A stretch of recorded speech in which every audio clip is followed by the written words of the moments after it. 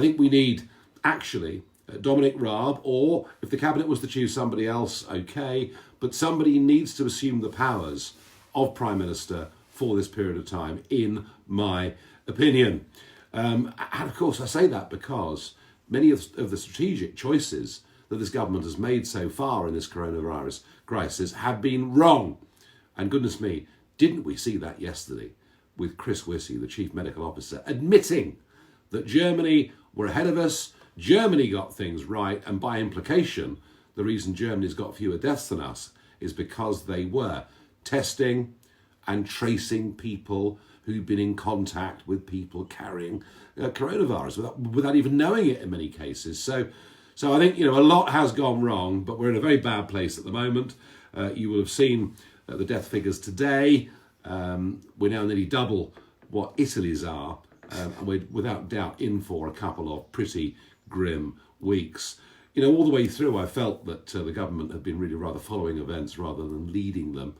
So Boris, out of the picture. Let's hope he gets better, but it would be completely unfair to put him back into that executive role immediately he comes out of hospital. Somebody has got to be fully and wholly in charge.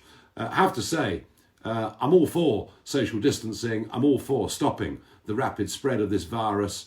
And I felt actually that lockdown should have come in before the 23rd of March. Interesting, isn't it? Norway brought in lockdown on the 12th of March, stopped any foreigners coming into their country unless they had a job there, whereas we, of course, have kept flights. They're still coming in today. People are still flying in today from all over the world without a single person even being temperature checked, and then off they head on public transport, the London Underground, or whatever it may be. And I'm sure that when we have an inquiry into this and look back on it all, we will see that we directly imported much of this disease into our country by not acting resolutely, because we just haven't done that at any point at all. But here we are, not supposed to meet friends and family, not supposed to go within 6 feet. I refuse to say 2 meters of anybody. But actually, they put us under house arrest because it's now illegal to sunbathe. If you sit on a park bench, you might find a police car with a megaphone telling you to move on. And it's even questionable whether we're actually allowed to drive our cars unless it is deemed to be essential, and some, unsureness about how car insurance might work in those circumstances. So I really do rather object to that. On the economics of this, well, furloughing, which was a word that none of us had really heard of, I don't think, until a month ago, it looks like up to 11 million employees will be furloughed. That is going to cost the government 30 to 40 billion pounds over the course of the next few months. And we're not there yet, but there is going to be a debate about how we ease this lockdown, a debate about some of the inconsistencies. How can it be that people queue up for the supermarket to get their shopping, and yet the garden centre is completely closed while some of the DIY stores are open? And let's watch Austria very carefully. Austria are easing the lockdown on the 14th of this month, immediately after Easter, where non-essential shops will be allowed to open. From the 1st of May, shopping malls will be allowed to open, hairdressers will be allowed to open. They expect schools to go back in mid-May. That's the game plan that Austria have put down, but with stricter hygiene requirements than we've got. They are making face masks compulsory. Why there's not greater wearing of face masks or greater encouragement to wear face masks in this country is completely and utterly beyond me.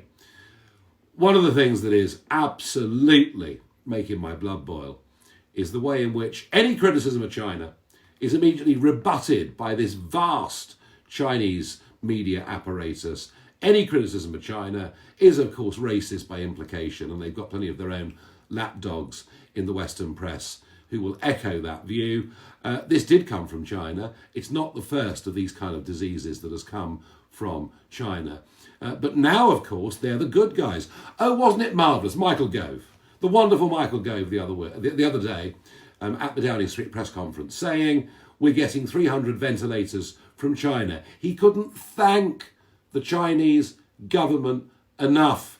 And what I'm also hearing, and by the way, bear in mind, just recently British Steel was sold to the Chinese. George Osborne and David Cameron got the Chinese involved in our nuclear industry. For some reason, many of our senior civil servants, politicians and big business figures seem to be in love with this despicable, barbarous regime who don't just murder thousands of their own people every year, they've got hundreds of thousands in camps. I mean, they are actually in concentration camps where they're being re-educated away from their faith to support the Chinese Communist Party. So it's not a nice regime. We know they steal intellectual property, and we know they have designs to effectively become the global superpower, to take over the world in their own way. And what is happening right now is Chinese companies and Chinese money is lining up for what they expect to be a fire sale of British businesses. Do you know the Germans sensibly have put in a law to say they will not, during this crisis, allow German companies to be sold to foreign buyers. And yet, I fear we're going to allow China in to buy up vast swathes of our strategic and manufacturing industries. And it just can't be allowed. The problem is, the same mob that sold us out to Brussels are now happy to sell out our sovereignty once again to China. And this needs a much bigger, higher level of debate. Ultimately, we're the people with the real power. We are the consumers. We are the ones that buy Chinese goods. I have to say, here on in, I will do my utmost not to buy anything that says made in China. Now, Brexit has been a very, very tough subject to raise with the Prime Minister seriously ill, with over 7,000 people having died in the United Kingdom. I've been nervous up until now to say much about it, but I think the time has come to do so. Firstly, within the EU itself, they've shown themselves, I mean, this von der Leyen woman, who the hell is she anyway, shown herself to be completely incapable of commanding any respect in this crisis whatsoever. And we saw the European Union's chief scientific guy, Mr. Farage, resigning overnight, saying the whole thing is not fit for purpose. What we're also, I think, going to see in the European Union is a very big and a very serious debt crisis. And all our Italian friends who somehow think that the Dutch and German taxpayers are going to come and help you, I tell you what, you've got another thing coming. It ain't going to happen. And we need Brexit to be completed. I was delighted that David Frost, our chief negotiator, who, unlike anybody that Mrs May employed, believes in Brexit and wants it to happen. I was pleased last night that he tweeted and said that draft legal texts have been exchanged and there are ongoing negotiations. We need to be out of this. It's beyond its sell-by date.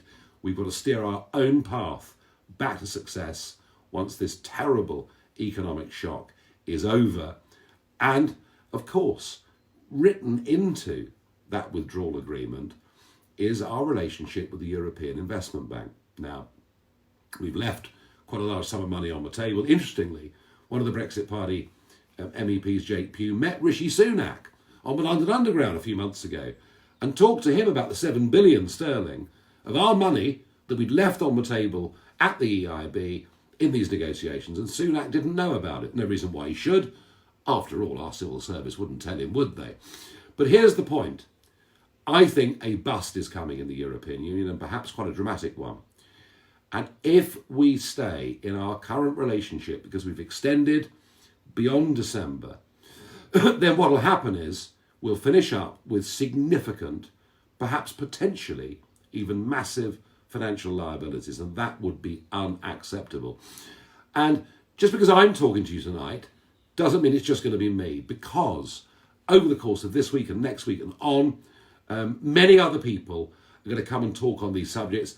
I'm going to try, if the technology works, to interview some people from the medical world, the business world, but we need to do a really in-depth broadcast about our relationship with the EIB and why it's so very important we leave the European Union fair and square, clean break this year. We have to be gone, and I think, given the mess the European economies are in, and ours isn't great either, I think the negotiation of a free trade deal is now easier than it's been at any point in all of this.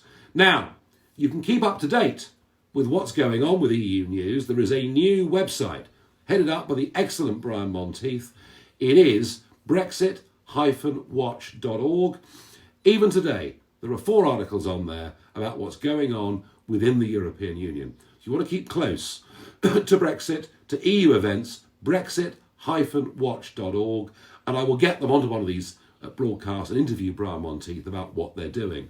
We cannot and we must not allow, because of the awful things that are happening now, for us still to stay within the ambit of much of the European Union. Right, your questions. That's more than enough from me. First one, and there are so many here, it's ridiculous. Let's try this one. Chris says, Nigel, do you think that the nation should be sent back to work after Easter to try and save the economy? Chris, I think we need data. We need to know what we're dealing with. We need to know how many people have actually had this thing. We don't have a clue. There was a study from Oxford University that suggested maybe half the country had had it. Others think the figure is far lower. The absolute, total and utter failure of our testing regime means we are shooting blind here. I would suggest, just as opinion polls are done, going across the country by geography, by age, by class, by race, all those different things, so you find out what the levels of support for each party are across the country. And they get it right sometimes. But I think we need to do sort of 100,000 person sample to test who has had this, who actually should now be immune and fit to go back into society. I do think there can be a gentle easing, and I do think what the Austrians are doing makes sense, and I do think, particularly with this weather, the garden centres should be open. But to really get the economy back moving again, I don't see this government taking that risk when they haven't actually got any proper data. On testing, Matt Hancock. I mean, he's behaving like a 17-year-old that's just been made a prefect who thinks he's desperately important and wants to boss around all the little boys. I mean, what a pathetic creature he is. I certainly wouldn't employ him. I certainly wouldn't want to have a drink with him. And the idea that because the government's in trouble, Hancock does a press briefing and says it's okay. I know we failed on doing 25,000 tests a day. By the way, we did 14,000 yesterday. I know we failed catastrophically, but it's okay because by the end of the month, we were doing 100,000 a day. And the press all say, The Guardian, they all say, oh, isn't he wonderful? Isn't this Hancock chap really terrific? No, he really isn't. And I'm pretty sure we won't get to 100,000 a day by the end of the month. And that's the moment that Hancock must go. Somebody needs to take some responsibility for the mess this government thus far has made. Not of all, of much of it. Some of the ideas, like the furlough scheme, are a good idea. The theory behind the business loan idea was good. It's just the practice it's a disaster. And only about 1% of applications actually lead to a loan taking place. But they've got a lot wrong too. Stephen says, Nigel, what are your thoughts on the ex-Scottish CMO? Would love to hear your thoughts. Well, look, I mean, the one thing you cannot do is to say to everybody, you're living under house arrest, you may only leave the house for essential purposes, and then head off to your holiday home twice in the space of a few days. I expect most people who work for government quangos have second homes, incidentally, but that's perhaps a separate debate and is something that Tony Blair brought to our country. Now, look, she was guilty of hypocrisy. I personally think that you shouldn't be banned from driving your motor car, and providing you keep safe social distancing, I don't see what's wrong with people getting in their car, driving a few miles to walk their dog, provided they're not breaking their social distancing rules. But she was one of the ones saying, stay at home. So I think she got, frankly, what she deserved. Brian says, will the UK be liable for 500 billion if the EU collapses in the next 8 years, or will our liabilities end once we leave the EU? We've left the EU. That was on the 31st of January. Hell of a good party we had that night in Parliament Square. The trouble is, we're still tied in to much of it. Look, I mentioned this earlier. This question is about the EIB.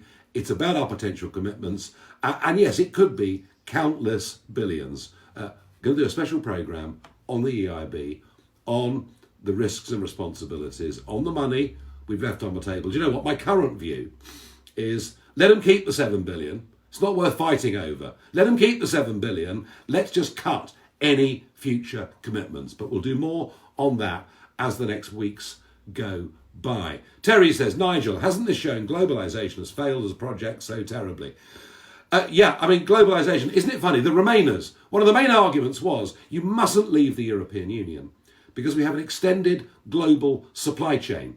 And if a lorry is held up for 2.5 minutes at Dover, it'll collapse and fall to pieces.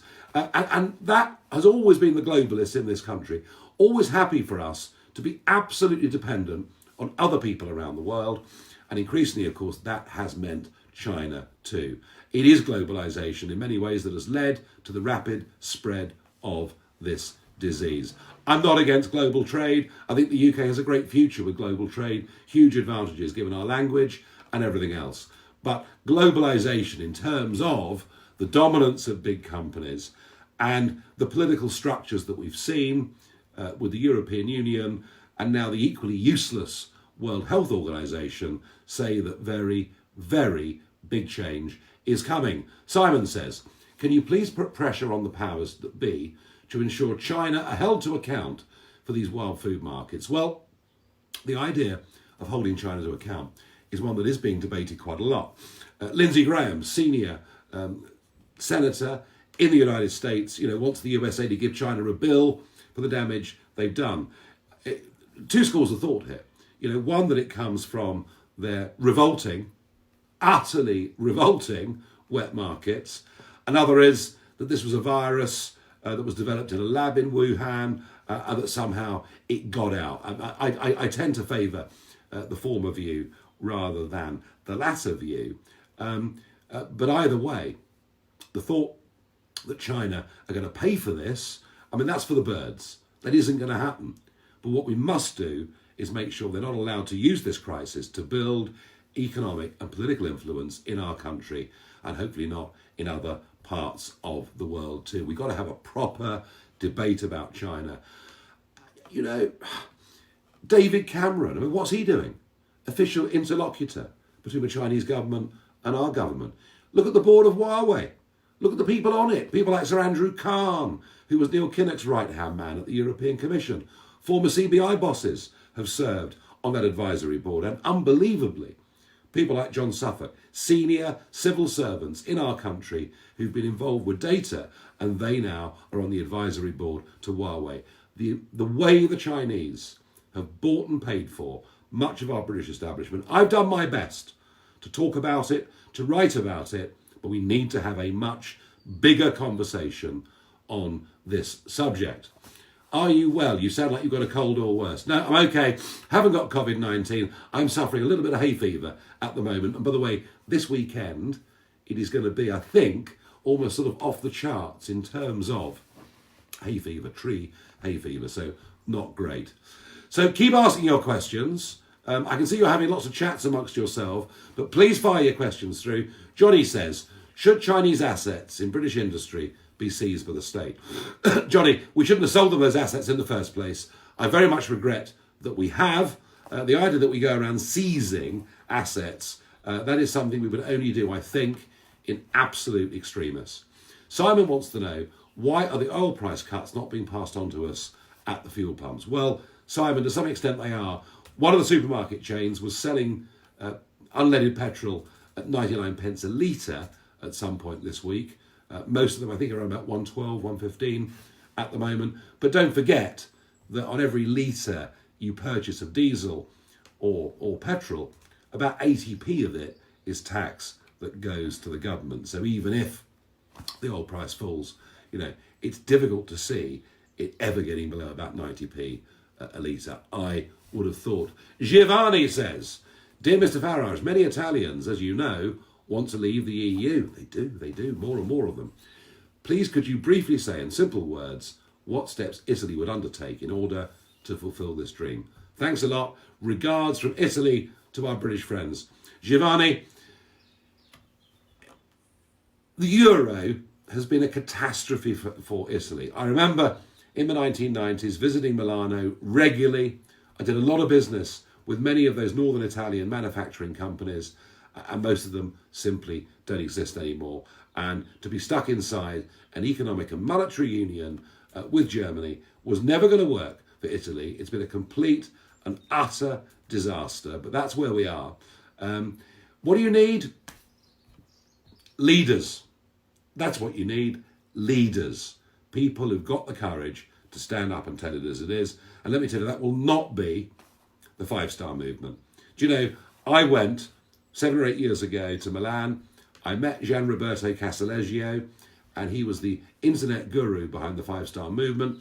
I met for the first time, met him many times afterwards, with, of course, Beppe Grillo, larger-than-life comedian, big personality, somebody not afraid to challenge the European consensus in Italian politics, not afraid to challenge the idea about the euro, to say maybe it had been damaging Italy, led the party. They came top in a general election. They did well in European elections, and suddenly they've got lots of MEPs, lots of Italian MPs, lots of salaries coming in. They go into coalition government, and suddenly they become the establishment. Suddenly they become the very thing that Grillo and Casaleggio had fought against. So I've got great hopes.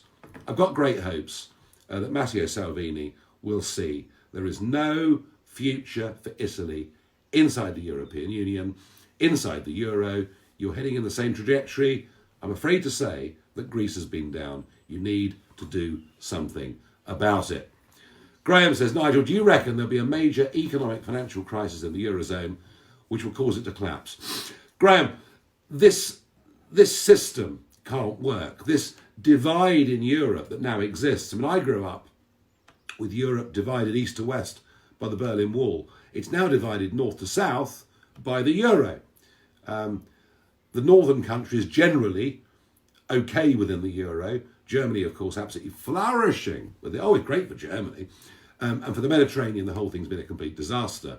So the big north-south split on this, the skill, of course, is to work out whether France is a northern or a southern European country. But ultimately, it isn't going to survive, and it will be a good thing when it breaks up, even if there is short-term disruption. But hey, it couldn't be a bigger disruption or anything like as big a disruption as we're living through right at this moment in time.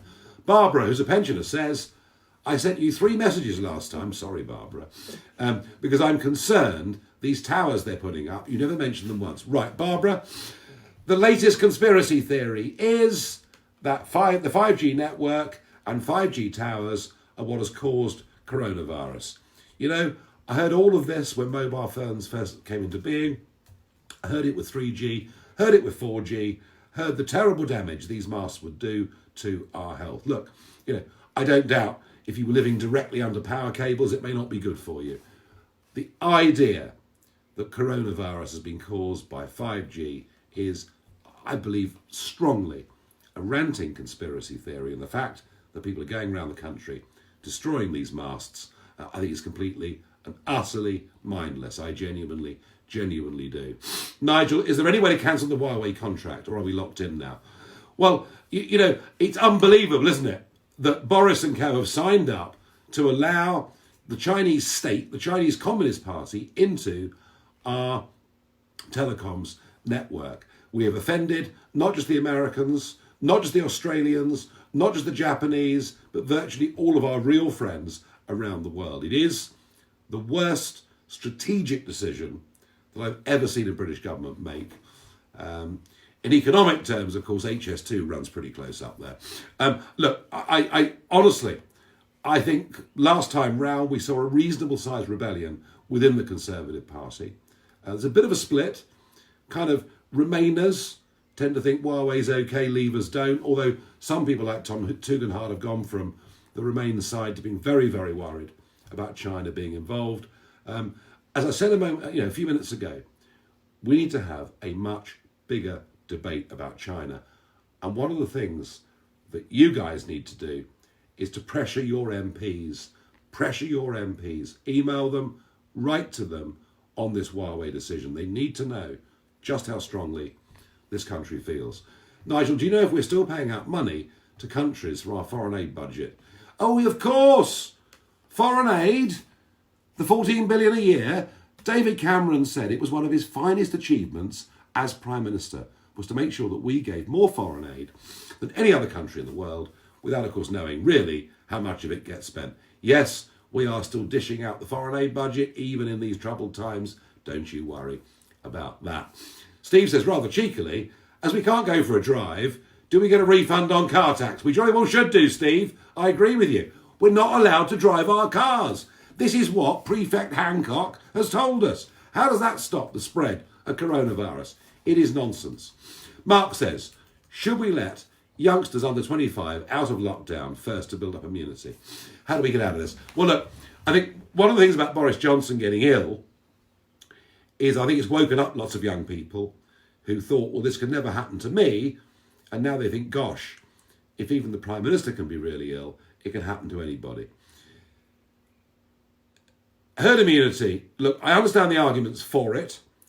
What I couldn't bear was the fact the government were trying to do it to us without ever admitting it, and that would have led to probably 500,000 people dying.